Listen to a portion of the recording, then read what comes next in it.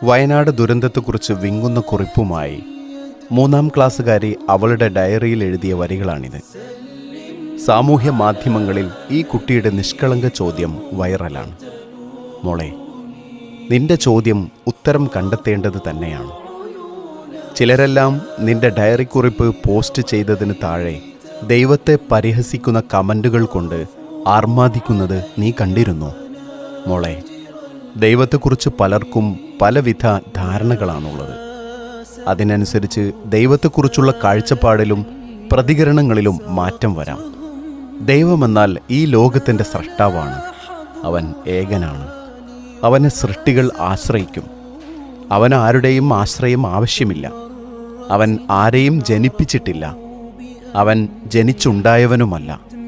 അവന് തുല്യനായിട്ട് യാതൊരുവനുമില്ല. മോളെ, മേൽ വിശദീകരണത്തിൽ നിന്ന് തന്നെ പലരും